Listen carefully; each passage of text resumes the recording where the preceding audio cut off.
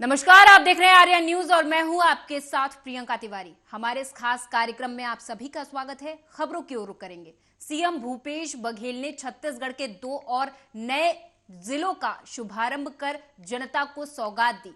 प्रदेश के 30वें जिले सारंगढ़, बिलाईगढ़ और 31वें जिले के रूप में खैरागढ़, छुई खदान, गंडई अस्तित्व में आएगा। इस बीच शुक्रवार को सीएम ने 29 जिले के रूप में मोहला, मानपुर, अंबागढ़ चौकी को नया जिला घोषित किया और 2 दिन में छत्तीसगढ़ की जनता को 3 नए जिलों की सौगात दी है। नवगठित जिले में 3 जनपद पंचायत सारंगढ़, बरमकेला और बिलाईगढ़ शामिल हैं। इस नवगठित जिले की सीमाएं उत्तर में रायगढ़, दक्षिण में महासमुंद और पूर्व में ओडिशा के बरगढ़ और पश्चिम में बलौदा बाजार और उत्तर पश्चिम में जांजगीर चांपा जिले से लगी हुई है।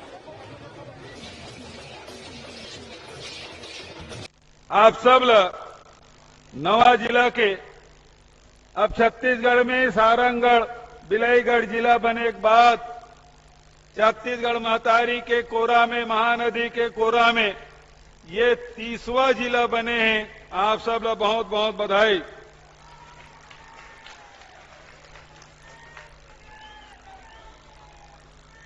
ये 3.25 साल में हमारे प्रदेश में 6 नवा जिला बनाए, 85 तहसील बनाए। एकर देती कि आम जनता ला एकर सुविधा मिल सके। पहली गरेला, पेंडा, मरवाही जिला से एकर शुरुआत हो रही से वहां काम काज शुरू हो गए। अब 5 जिला बाँचे, तीनों में काम अब शुरू हो गए। कल हमने मानपुर, मोहला और चौकी जिला की शुरुआत करें। आज आपके जिला में शुरुआत होए। ये जिला इकाई और तहसील इकाई बनाए के पीछे उद्देश्य ही है कि आम जनता लेकर सुविधा मिल सके। आज मुख्यमंत्री भूपेश बघेल ने पत्रकारों से चर्चा की। इस दौरान उन्होंने कहा कि सबसे पहले आज 2 नए जिलों की सौगात दी है, वहीं सारंगढ़, बिलाईगढ़ जा रहा हूं और उसके बाद खैरागढ़, छुई खदान, गंडई का लोकार्पण करूंगा। मुख्यमंत्री ने झारखंड के विधायकों को रोकने के कारण पर कहा कि मैंने पहले ही कह दिया है कि अब छत्तीसगढ़ में आईटी और ईडी के छापे पड़ने वाले हैं। वहीं संघ की बैठक को लेकर उन्होंने कहा कि अच्छी बात है कि छत्तीसगढ़ की धरती पर संघ अपनी बैठक करने जा रहा है। मुख्यमंत्री बघेल ने बस्तर में स्कूलों को खोले जाने के सवाल पर कहा कि बीजेपी ने अपने शासनकाल में 3000 स्कूल बंद कर दिए, बस्तर में 600 गांव नष्ट हो गए। 15 वर्ष तक बस्तर में बच्चों की पढ़ाई पूरी तरह बंद थी।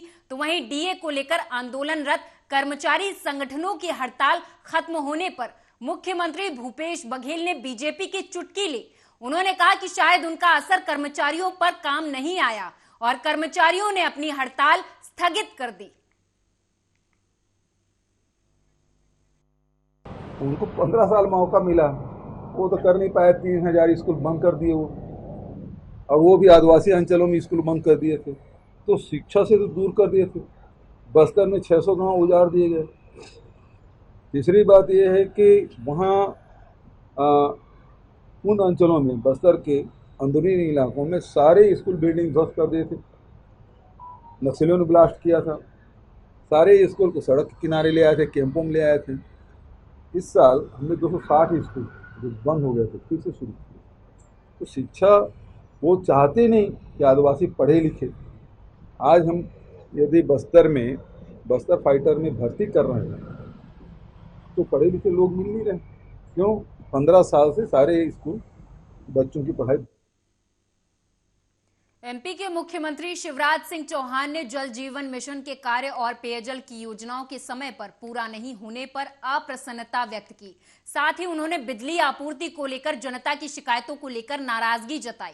सीएम ने कहा कि हम बिजली की 23,000 करोड़, बेहतरीन सड़कों, फ्लाईओवर के साथ ही मेट्रो ट्रेन से इंदौर को बेहतरीन यातायात सुविधा देंगे। इसके अलावा हम इंदौर को आने वाले समय में केबल कार की भी सौगात देंगे। जो नॉमिनल चार्ज है उसे देने के लिए लोगों को प्रेरित करें। हम समय पर ट्रांसफॉर्मर बदलें, जिले की अच्छे से समीक्षा करें। हमें सुधार करके संतुष्टि का स्तर बढ़ाना है। सीएम ने कहा कि मैं उमरिया जिले की समीक्षा से प्रभावित नहीं हूं, काफी सुधार की जरूरत है। जल जीवन मिशन में जो एक्शन लेने हो वो लें, जिले की टीम ढंग से काम करे। मंत्री नियमित रूप से बैठक करें, टारगेट तय करें और उसे पूरा करें। सीएम ने कहा कि जो मुझे ठीक करना है मैं ठीक करूंगा, लेकिन बाकी काम कलेक्टर, मंत्री और प्रभारी मंत्री देखें।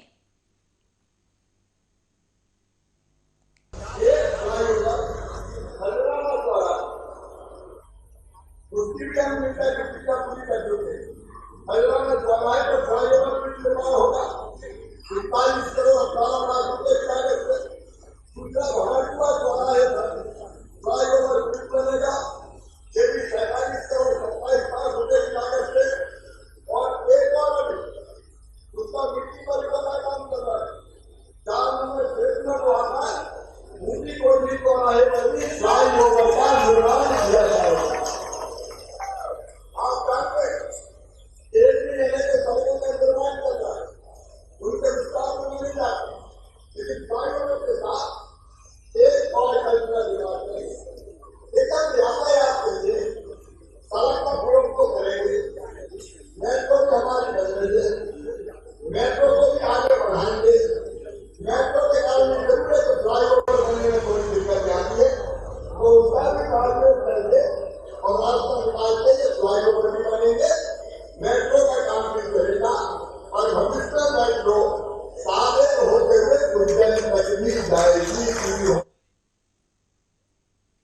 एमपी में आगामी विधानसभा चुनाव को लेकर बीजेपी ने तैयारी तेज कर दी है। अब शिवराज सिंह चौहान सरकार प्रधानमंत्री नरेंद्र मोदी के जन्मदिन 17 सितंबर से पात्रों को केंद्र और राज्य सरकार की योजनाओं का लाभ दिलाने के लिए अभियान चलाएगी।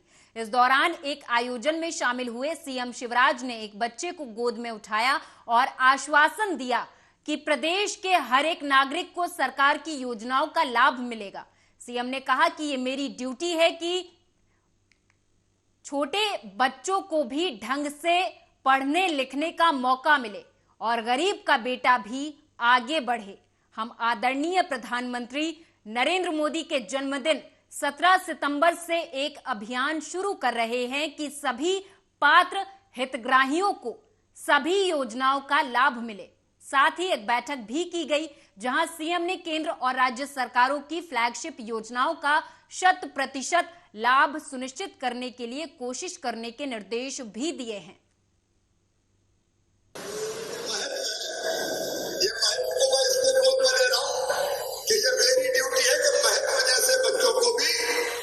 पढ़ने लिखने का मौका मिले और गरीब का बेटा बेटी भी आगे बढ़े। इनमें अमल की कमी नहीं है, इनमें बुद्धि की कमी नहीं है, इनमें प्रतिभा की कमी नहीं है, लेकिन कई बार पैसे के अभाव में नहीं पढ़ पाते।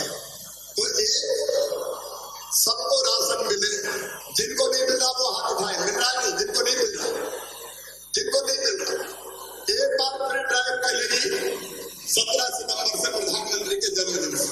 भाई सब जो पात्र सबको लाभ देना है। एक राशन। दूसरी बड़ी समस्या में चुनाव के समय इंदौर आया था कि जादवदेव में क्या गरीब बस्तियों में क्या। अब गरीब को आया मकान बना कर रहा है, कई सालों से रहता है। अब उसकी गर्दन पर तलवार रखी रहती है, कल हटाएंगे, परसों हटाएंगे, नरसों हटाएंगे। हम आज इंदौर की धरती से ये तय कर रहे हैं कि जो गरीब वर्षों से जहां रह रहा है वहां पट्टा देके कोई जमीन। गृह मंत्री नरोत्तम मिश्रा ने शबाना आजमी के बिल्किस बानो सामूहिक दुष्कर्म के दोषियों की रिहाई को लेकर दिए गए एक बयान पर पलटवार किया। मिश्रा ने कहा कि शबाना आजमी, जावेद अख्तर और नसीरुद्दीन शाह टुकड़े टुकड़े गैंग के स्लीपर सेल हैं। उन्होंने सवाल किया कि राजस्थान में कन्हैया लाल की हत्या हुई, इनके मुंह से एक शब्द नहीं निकला। झारखंड के दुमका में एक बच्ची को जिंदा जलाकर मार डाला तो ये लोग चुप थे। मिश्रा ने कहा कि बीजेपी शासित राज्य में कुछ हो जाए फिर उनको देश में रहने से डर लगेगा, फिर एक अवार्ड वापसी गैंग सक्रिय हो जाएगी, फिर गला फाड़ फाड़ कर चिल्लाने लगते हैं। ये लोग अपनी घटिया मानसिकता का परिचय देते हैं। उन्होंने आगे कहा कि इन्हें सभ्य और धर्मनिरपेक्ष कैसे कहा जा सकता है, ये विचार है। अब इन सब लोगों की देश में कलई खुल चुकी है। सवाना आदमी हैं, जे जावेद अख्तर जी हैं, नसरुद्दीन शाह हैं, ये सब टुकड़े टुकड़े गैंग की स्लीपर सेल हैं। अच्छा आप बताओ, जो कन्हैया की हत्या हुई थी, कन्हैया लाल की राजस्थान में, उस पर बोली थी ये कुछ? नहीं बोली थी। अभी हमारी बेटी को झारखंड में जिंदा जला दिया, बोली ये कुछ? नहीं बोली। भाजपा शासित राज्य में अगर कोई घटना हो जाए, फिर आप देखिए नसरुद्दीन शाह जी को, इनको फिर देश में रहने से डर लगेगा, फिर एक अवार्ड वापसी गैंग है वो सक्रिय हो जाएगी, वो फिर गला फाड़ फाड़ कर चिल्लाएगी। ये अपनी घटिया मानसिकता का परिचय देते हैं। इन्हें सभ्य और धर्मनिरपेक्ष कैसे कहा जा सकता है, ये विचार है। अब इन तो वहीं गृह मंत्री नरोत्तम मिश्रा ने कारावास नीति में बदलाव पर कहा कि नीति में पहले 15 अगस्त और 26 जनवरी पर ही कैदियों की रिहाई होती थी। अब 14 अप्रैल बाबा साहेब अंबेडकर की जयंती और 2 अक्टूबर महात्मा गांधी जी की जयंती पर भी कैदियों की रिहाई होगी। तो वहीं उन्होंने कोरोना के बढ़ते मामलों पर भी जानकारी दी। क्या कहा, आप भी सुनिए। अच्छा, वो कैसे शिवराज हो सकते हैं? वैसे एक व्यक्ति 15 साल का मुख्यमंत्री है, एक व्यक्ति 15 महीने का मुख्यमंत्री है।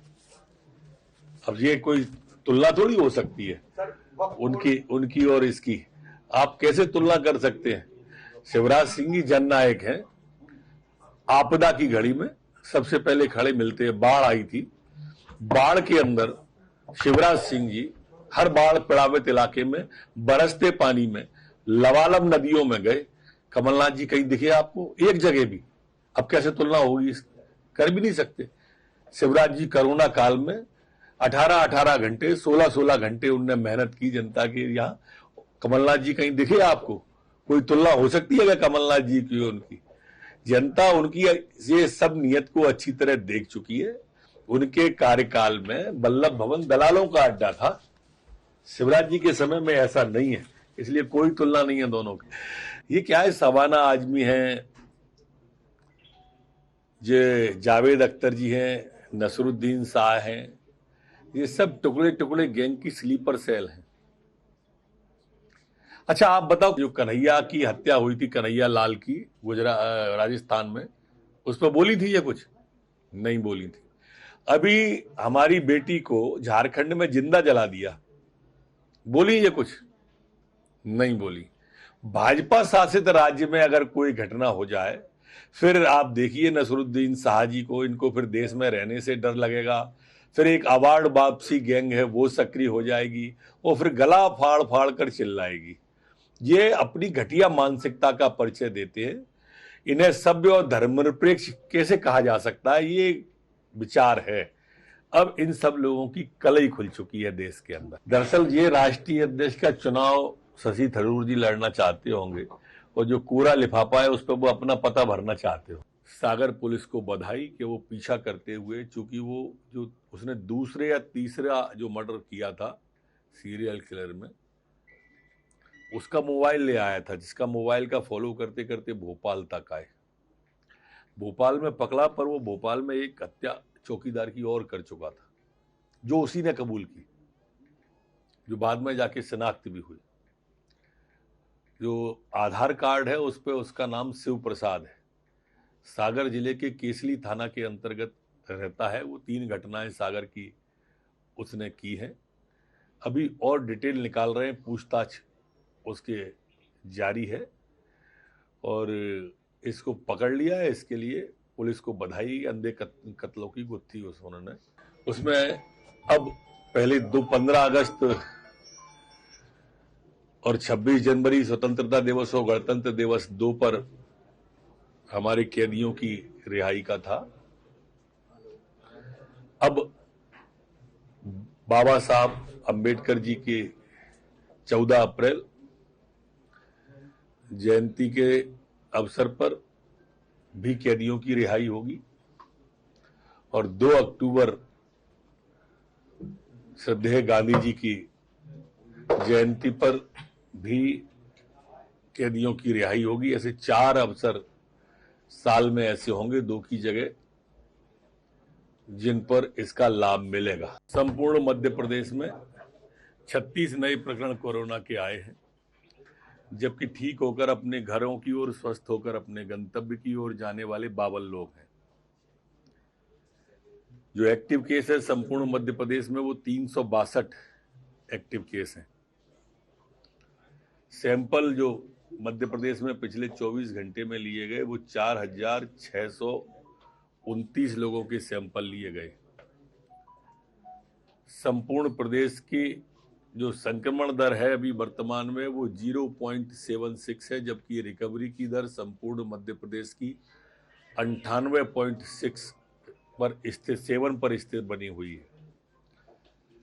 पिछले 24 घंटे में एक पुलिसकर्मी संक्रमित भोपाल में हुआ है। जो वैक्सीन पिछले 24 घंटे में लगी है वो 60,886 लोगों को संपूर्ण प्रदेश में वैक्सीनेशन हुआ है। अभी तक जो कुल वैक्सीनेशन हुआ है वो 12,87,31,503 लोगों को हुआ है।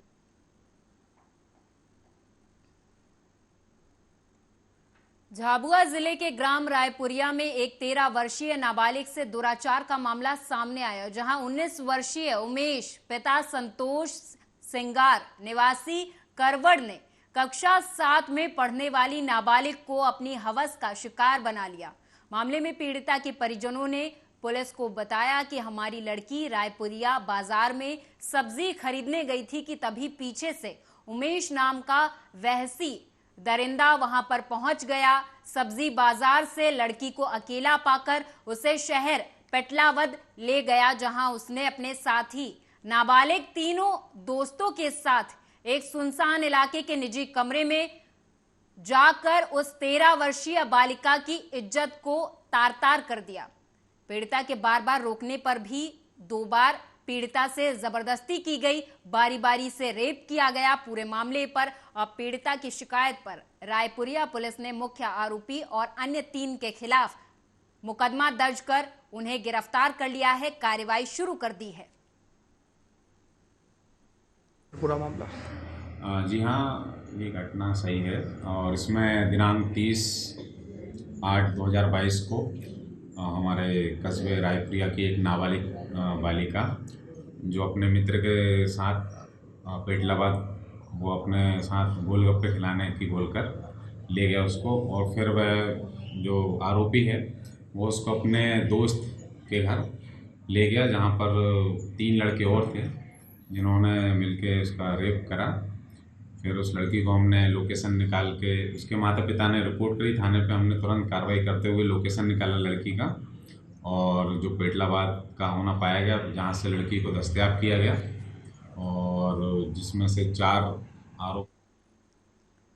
अगली खबर सागर से है, जहां आपको बता दें कि सागर के सीएम राइज स्कूल नरियावली में महिला शिक्षक द्वारा स्कूल के बाबू को थप्पड़ मारने का मामला सामने आया।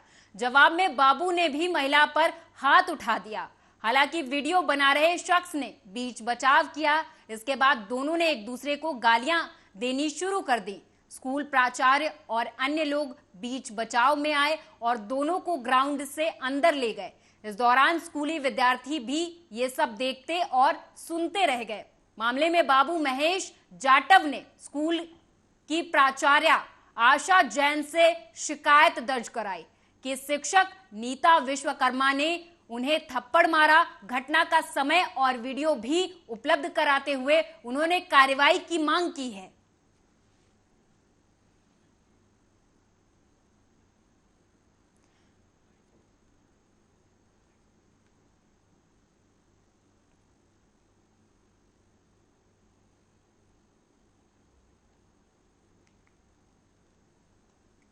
तो सागर से खबर बता रहे हैं, जहां महिला शिक्षक के साथ अभद्रता की गई है, गाली गलौज की गई है। उस दौरान बाबू जो वहां पर मौजूद थे, स्कूल के बाबू, उन्होंने भी महिला शिक्षक के साथ अभद्रता की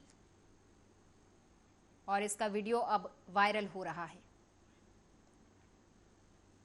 मध्य प्रदेश में जहां सूबे के मुखिया को प्यार से लोगों ने मामा बुलाना शुरू कर दिया। उनके राज में छात्रों पर लाठियां बरसाई जा रही हैं। दरअसल आपको बता दें कि मध्य प्रदेश के मुख्यमंत्री शिवराज सिंह चौहान इंदौर में थे।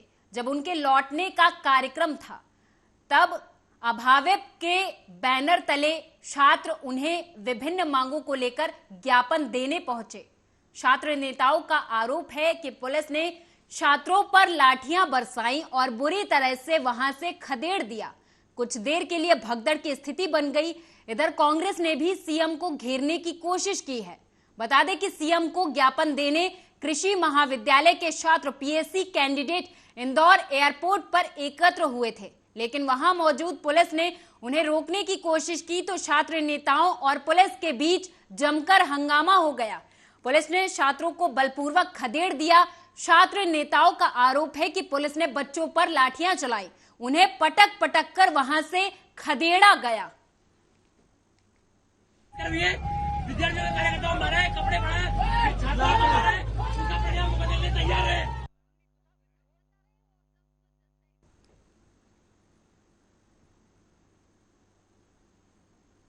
मध्य प्रदेश कांग्रेस के उपाध्यक्ष अजय सिंह यादव ने बीजेपी पर हमला बोलते हुए कहा कि मध्य प्रदेश में भारतीय जनता पार्टी सरकार द्वारा भ्रष्टाचार करने के लिए कर्जा लिया जा रहा।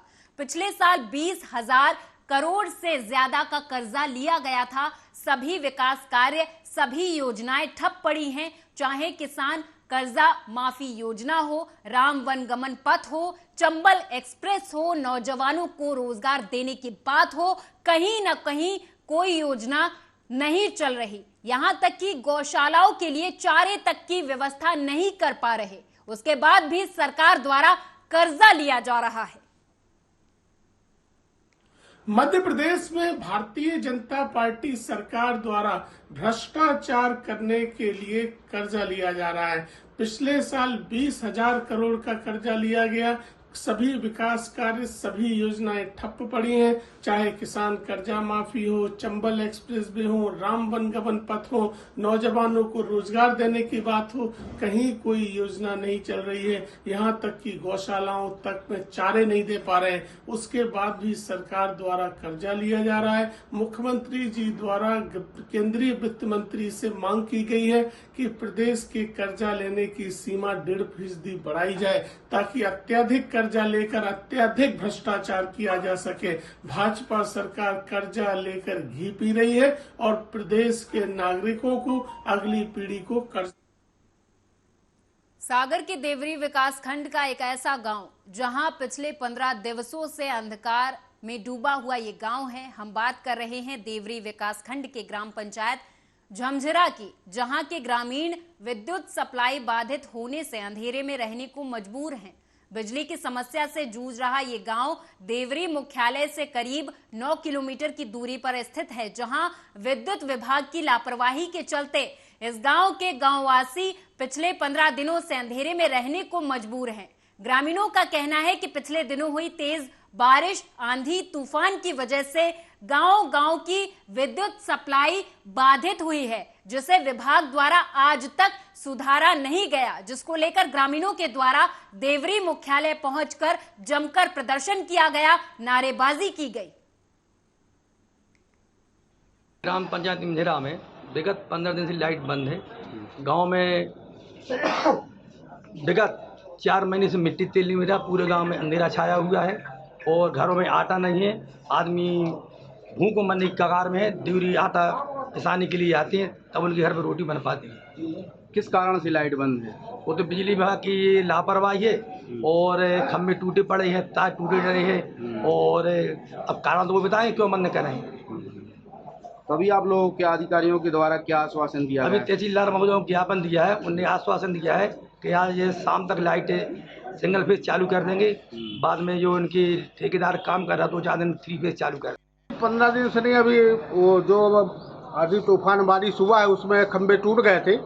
खंभे टूटने से बंद है, उसका खंभे की व्यवस्था की गई है एवं ठेकेदार को काम दिया गया है, उसको द्वारा काम किया जा रहा है, लेकिन बारिश होने के कारण काम प्रॉपर्ली नहीं हो पाया एवं त्यौहार बीच में आने से लेबर उपलब्ध नहीं होने के कारण काम डिले हुआ है। लेकिन आज काम चालू है, संभवतः आज या कल तक चालू हो जाए। ऐसे कितने और गांव हैं जहां लाइट की व्यवस्था है? अभी ऐसे तो 3-4 पंप वाले हैं, गांव वाले तो नहीं है, गांव वाले यही था, पंप वाले हैं 3-4 जगह और टूटे हैं, उनकी भी खंबे का पोल का काम चालू। तो इतना टाइम क्यों लग रहा है सर? क्या स्टाफ की कमी है? स्टाफ से नहीं है, जो ठेकेदार से खंबा उपलब्ध नहीं। नर्मदापुरम में इटारसी नगर पालिका के सामने शुक्रवार रात करनी सेना के नगर मंत्री की चाकू से गोदकर हत्या कर दी गई। सूरजगंज रोड पर 3 बदमाशों ने रोहित सिंह राजपूत और उनके दोस्त सचिन पटेल पर चाकू से हमला कर दिया। इस दौरान बड़ी संख्या में लोग मौजूद रहे, जिनमें से किसी ने चाकूबाजी की घटना का वीडियो बनाकर वायरल कर दिया। बता दें कि घटना के बाद राजपूत करनी सेना के पदाधिकारी और कार्यकर्ता बड़ी संख्या में इटारसी पहुंचे, जहां थाने के सामने शव रखकर करनी सेना ने हंगामा काटा। कार्यकर्ता आरोपियों का जुलूस निकालने की मांग कर रहे हैं, साथ ही उनके मकानों को गिराने की भी मांग की है। बता दें घटना रात करीब 8:30 बजे की मुख्य बाजार एरिया की है, जहां पर राजपूत अपने दोस्त के साथ खड़े थे। इस दौरान बाइक से 3 लोग आए और विवाद करने लगे। अचानक इनमें से एक ने चाकू निकाला और राजपूत के पेट में घोंप दिया। उसने एक के बाद एक लगातार कई वार किए। राजपूत का साथी बचाने दौड़ा तो बदमाशों ने उस पर भी चाकू से हमला कर दिया, उसे घायल कर दिया। हालांकि इस बाबत करनी सेना ने आक्रोश व्यक्त किया है।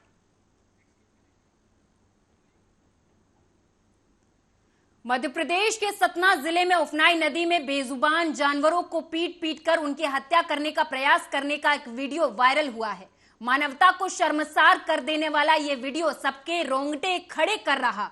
वीडियो में आधा दर्जन से ज्यादा लोग लाठी लेकर गाय और बैलों को पीट रहे और उन्हें बहती नदी में धकेल रहे हैं। वीडियो वायरल होने के बाद पुलिस ने संज्ञान में लिया और उसकी तस्दीक करने के बाद आरोपियों के खिलाफ अपराध पंजीबद्ध कर लिया। बता दें वीडियो सतना जिले के ताला मुकुंदपुर थाना क्षेत्र का था, जहां पर बीहर नदी में बाढ़ की स्थिति थी। गांव के विपिन गुप्ता रामगढ़ द्वारा मवेशियों गाय बैलों को ग्राम घुईसा और विधुई के लोगों द्वारा क्रूरता पूर्वक मारपीट कर बाढ़ी नदी में कुदाया जा रहा था। पशु क्रूरता निवारण अधिनियम 1960 की धारा 11 कायम कर पुलिस जांच कर रही है।